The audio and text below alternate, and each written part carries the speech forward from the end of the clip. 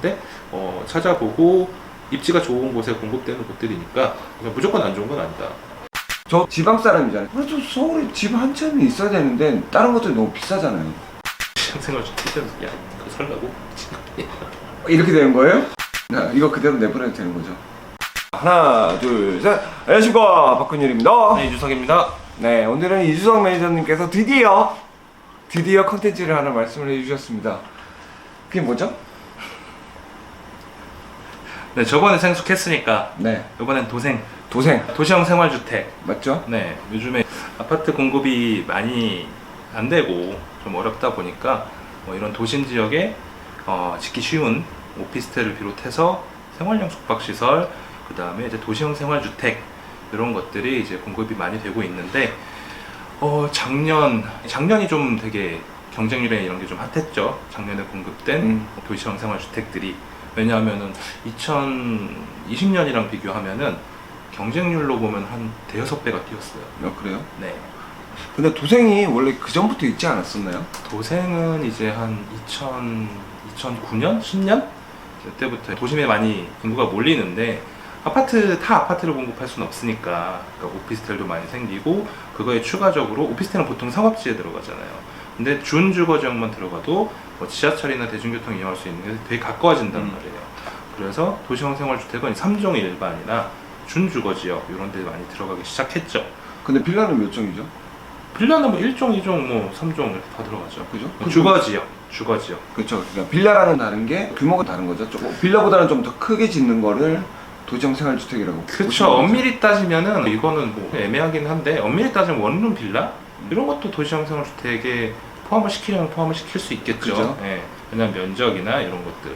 그러니까 정확히 뭐 정의나 이런 걸 규정을 하면은 요건이 있어요. 도시형 생활주택은 일단은 300세대 미만. 네, 300세가 넘어가면 안 되고, 그 다음에 분류를 하자면은 뭐 연립형, 뭐 원룸형 이렇게 나뉘어지긴 하는데, 연립형 다세대 이런 걸로 치면은 면적 85제곱미터까지 연립형 도시형 생활주택도 연립형 뭐 다세대 이렇게 아니고, 그다음에 원룸형이 나뉘어요. 원룸은 이전에는 50제곱미터였다가 이번에 상향시켜줘서 네, 60제곱미터까지 네. 그렇게 되는 거고, 그러니까 연립형 같은 경우에는 5층 미만. 면적을 이제 85까지 할 수 있는데, 이런 거는 솔직히 요즘에 좀 드물고, 도시형 생활주택 해서 보시면은 대부분 다 이렇게 원룸형 작은 것들 그렇게 해서 공급을 많이 하고 있죠. 그리고 요즘에 보니까 왜 하이엔드 오피스텔 안에도 그러니까 아파트 사이에 이렇게 사이사이 끼워넣어서 예. 네, 그런 형태도 있죠. 그런 형태가 아주 많지는 않죠. 지금 도산공원에서 하고 있는 이제 포도더 블랙 같은 경우도 도생이 포함이 되어 있고, 그쵸. 오피스텔도 있고, 그리고 제가 매니저님한테 진짜 많이 들었던 게, 예전에 청담동에서 부동산에서 일을 하실 때 말씀하셨던 청담동에 아침도시 마인이라고 하는 도생이 있어요. 처음에 봤을 때 되게 애매했어요. 뭐지? 이게 빌라도 아니고 빌라보다 규모는 큰데 오피스텔도 아니고 도시형 생활주택 이게 될까? 싶었던 것이 지금은 공실도 없고 또 매매도 잘 되는 편이고, 그리고 분양가 대비 많이 올랐죠. 얼마나 올랐어요? 몇 배 올랐어요? 분양가 대비 뭐 면적에 따라 다르긴 한데, 일단 작은 거니까 그게 12평 그런 것들이 못해도 한 1억 5천씩 정도 올랐죠. 네. 1억 이상은 올랐죠. 근데 도시형 생활주택은 어떻게 보면 소형 아파트잖아요. 굳이 분류를 하자면 이제 소형 아파트로 들어가겠죠. 그렇다면 이제 아파트와 같은 규제를 받는 거죠? 그렇죠. 아파트와 같은 규제를 받는데 차이점이 몇 가지 있어요. 면적이 작은 것들, 20제곱미터 이하 이런 건 주택으로 안 봐요. 네. 그런 건 주택으로 안 보는데, 만약에 2개, 3개 갖고 있다, 그럼 주택이에요. 네. 그러면은 똑같이 적용받아요. 그래요? 네, 다주택자로 되게 돼요. 내가 아파트가 한 채 있어요. 일단 내가 거주하는. 근데 수익형이 됐든 뭐 그런 투자형이 됐든 작은 거 도생 하나를 받았어. 20제곱미터 이하. 이건 주택으로 안 쳐요. 그래요? 네. 20택으로 분류되지 않는데 대신에 세금은 적용받죠. 자, 그러면 도시형 생활주택을 투자를 해야 되는 이유는 있을까요? 어떤 게 있을까요? 무조건 투자를 해야 되는 이유는 없죠. 요즘에 보면은 도시형 생활주택 보면 대부분 까는 영상이나 까는 글들이 되게 많아요. 그러니까 저번에 생숙 때도 말씀드린 것처럼 무조건 좋은 것도 무조건 나쁜 것도 없어요. 도시형 생활주택 장점, 그러면 일단은 청약통장 필요 없고, 그 다음에 공급이 좀 빨라요. 제한사항이 좀 덜하다 보니까 공급이 계획만 딱 수립되면은 공급이 되게 빠르고, 위치 좋은 곳에 들어갈 수 있고, 네, 이런 장점이 있고, 반면에 단점은 아무래도 빠르게 뭐 시행하고 올리는 거다 보니까 일반 아파트에 대비 그런 커뮤니티 시설이라든가 주차 시설이라든가 그리고 이제 그 이격거리도 적용 안 받거든요. 적용이 좀 완화되거든요. 그러다 보니까 다른 건물에 가려서 뭐 일조권이나 이런 것들이 좀 안 좋은 데들도 있어요. 그래서 도생을 보실 때는 건물 주변에 지어질 건물들이 있는지 없는지, 그리고 이게 만약에 지어지면은 내가 받은 호실이 먹방이 되지 않는지, 막히지는 않는지, 이런 것들도 확인하셔야 되고, 그리고 일단 위치는 다 좋은데 들어가야 대부분 다, 이렇게 뭐 서울이 됐든 어디가 됐든. 왜냐하면 이런 1인 가구나 2인 가구 이번에 60제곱미터 이상까지만 해주고, 그 다음에 원래는 도생은 공간이 하나로 구성되어 있어요. 일반적인 원룸 형태, 거실, 침실 이렇게 따로 나뉘는 게 아니라 그냥 원룸 형태였는데, 좀 큰 면적 같은 경우에는 뭐 방을 2개까지 이렇게 하다가 이제 풀어준 게 3개까지 할 수 있다. 하지만 이거는 제가 생각하기에 면적 자체가 크지가 않은데, 도생 같은 경우에는 물론 아파트처럼 서비스 면적이나 많이 들어가요. 많이 들어가고, 요즘에 또 분양하는 것들 보면은 서비스 면적을 최대한 늘려갖고 주거 편의성을 높여줘야 되니까 전용 면적은 작더라도 내가 실제 사용하는 면적들은 최대한 편의를 봐줘야 되니까 괜찮은 것들이 나와요. 네, 그렇죠. 네, 그렇긴 하는데, 근데 어쨌든 내부 공간은 한정적이잖아요. 그거를 굳이 이렇게 잘게 쪼갤 필요가 있나? 이걸 풀어줘야 되나? 이걸 푼다고 큰 영향은 없을 것 같은데, 이런 거는 좀 있죠. 네, 이건 개인적인 생각입니다. 그리고 지금 인수위에서 계속 얘기하는 내용이 있죠. 어떤가요? 주택수에 포함을 안 시킨다. 뭐 얘기는 있죠. 얘기는 있죠. 그러면 도생 쪽으로 많이 몰리지 않을까요? 투자 부분이? 그럼 뭐 도생의 공급이라는 면에 있어서, 그러니까 아파트는 일단은 공급하려면 시간이 오래 걸리잖아요. 지금 뭐 서울은 뭐 거의 뭐 옛날부터 그랬지만은 너무 많이 밀집돼 있고 포화 상태고, 근데 공급할 부지는 적고, 그러다 보니까 이제 오피스텔도 이런 규제를 풀어주는 이유가 이런 것들을 좀 공급을 많이 해서 어쨌든 주거 수요를 좀 해소시키기 위해서 하는 거니까. 그런데 도생, 오피스텔, 뭐 생수도 마찬가지고, 그런 면에 있어서 보면 긍정적인데, 반대로 이제 부정적인 면을 보자면은 이제 투기 수요나 이런 것들이 많이 몰리지 않겠느냐. 그런데 투기 수요가 많이 몰리게 되면은 비싸진다. 그렇죠. 그리고 어차피 도생은 아파트랑 다른 것도 하나는 분양가 상한제를 적용 안 받아요. 네. 그러다 보니까 시공사나 뭐 시행사 입장에서도 땅 괜찮은데 그렇게 크지 않으면은 오피스텔 도생이나 생수기나 이런 것들을 공급을 많이 하는 거죠. 왜냐하면 분양가 상한제 없으니까 내가 얻을 수 있는 이득 최대한 녹여서 분양할 수 있으니까, 위치가 좀 입지만 좋다면. 그런데 여기에 이제 그런 뭐 주택수에 아예 포함 안 되는 것까지 적용이 되면은 그런 우려도 좀 있지 않나. 공급이란 측면에서는 긍정적인데, 반대로 이제 안정이라는, 가격 안정이라는 면에서 보면은 좀 우려가 있지 않나. 그렇게 생각을 합니다. 도생은 카테고리를 봤을 때 그냥 원룸이라고 생각을 하거든요. 좀 나은 원룸. 그렇죠. 좀 이제 빌라가 아닌 아파트 같은 원룸. 그죠. 뭐 200세대 넘어가는 것들도 있으니까. 최근에 한 거 뭐 판교의 SK뷰 테라스인가?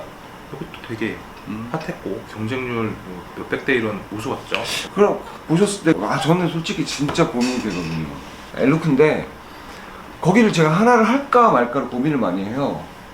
왜 그러냐면 저 지방 사람이잖아요. 그래도 서울에 집 한 채는 있어야 되는데 다른 것들이 너무 비싸잖아요. 그래서 그냥 거기서 그냥 먹고 자고 살까라는 생각을 하거든요. 실거주용이라고 하면은 아무래도 아파트보단 저렴하니까, 분양가 상한제 적용 안 받고 뭐 그래도 면적이 작은 거니까 아파트보단 아무래도 저렴하고, 실거주 목적이라면은 뭐 그것도 나쁘지 않죠. 나중에 이제 뭐 따로 아파트를 사시든 아니면 다른 데로 이사를 가시든, 도시형생활주택 같은 경우에는 임대 수요는 충분하니까 임대를 줘도 되고 아니면은 수익형으로 가도 되고, 그러니까 보시는 건 나쁘진 않은데, 이게 근데 그것도 마찬가지인 게, 도시형생활주택은 그거 살라고? 이렇게 되는 거예요? 아니 솔직히 말해주세요. 솔직히 비싸잖아요. 그 가격이면 차라리 대출 끼고 이것저것 더 하고 대출 더 이렇게 하고 아파트 사지. 이렇게 되는 거니까. 자, 이런 얘기를 들은 적이 있어요. 같은 15억이면 서울에 있는 도시형 생활주택을 살래? 7평형 한 24평형짜리 그걸 살래? 아니면 동탄에 15억짜리 이거보다 더 큰 아파트를 살래 했을 때 어떤 거 사시겠어요? 15억이면은 개포동에 있는 14평, 15평형 20년 넘어간 아파트를 사겠어요. 저는 이 얘기를 듣고 싶은 거예요. 도시형 생활주택의 장점이 분명히 있을 거고 단점이 분명히 있을 거예요. 정리를 해서 말씀드릴게요. 무주택자분들은 도시형 생활주택 하지 마세요.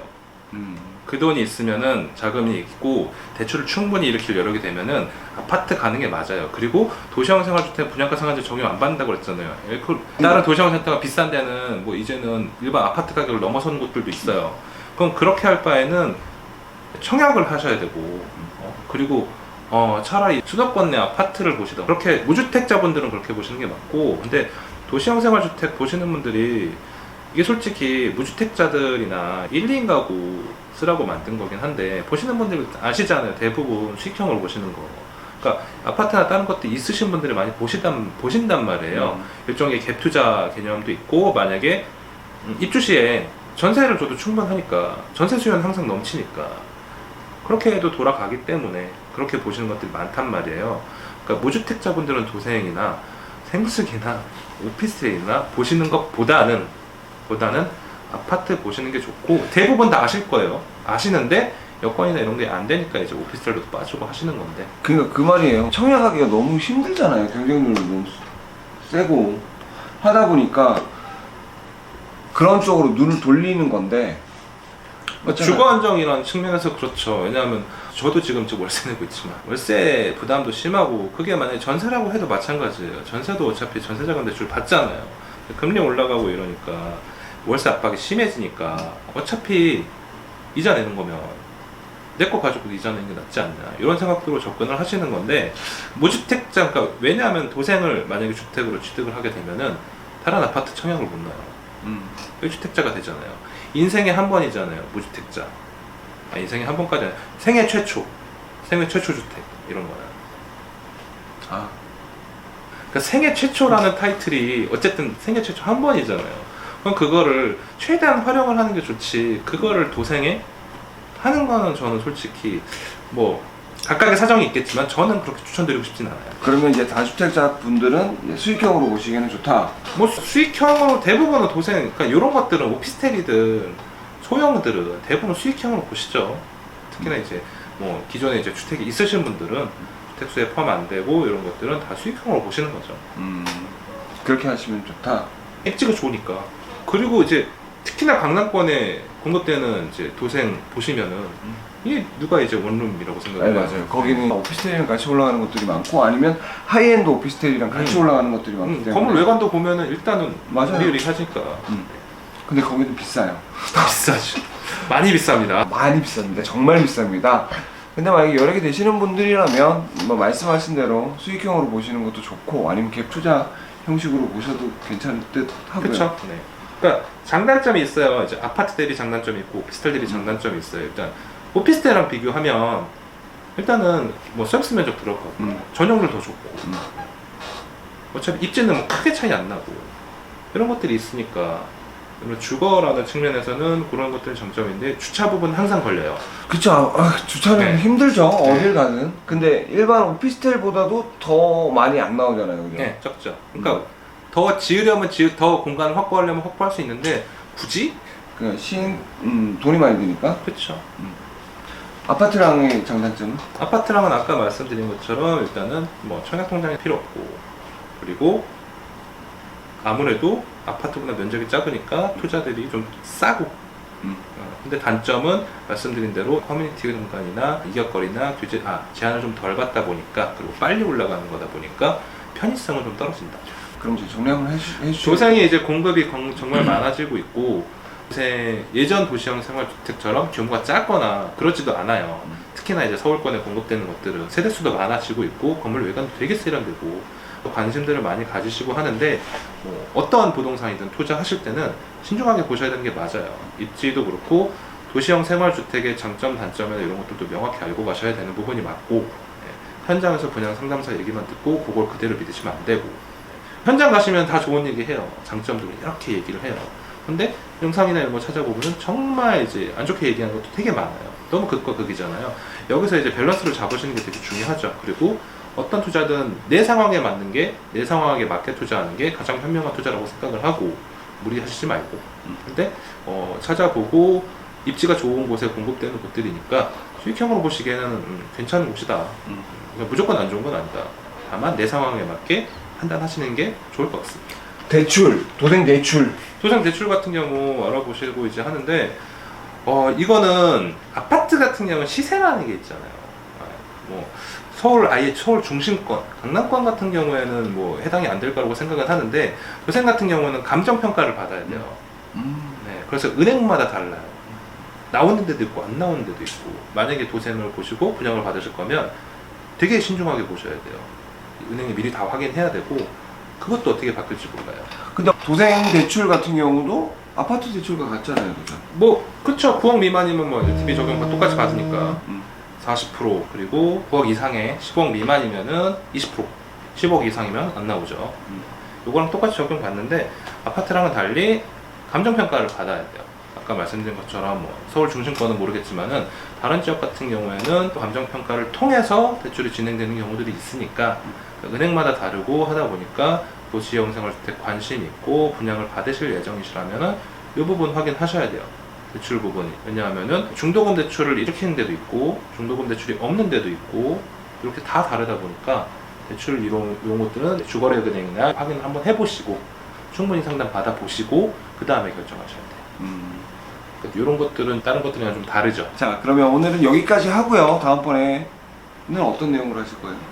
생각하시는 거 있잖아요, 그죠? 강남권에 왜 다 하이엔드 오피스텔만 공급되는가? 아, 좋다. 다음 주에는 그걸로 하시죠. 자, 지금까지 박건율 이주석이었습니다. 감사합니다.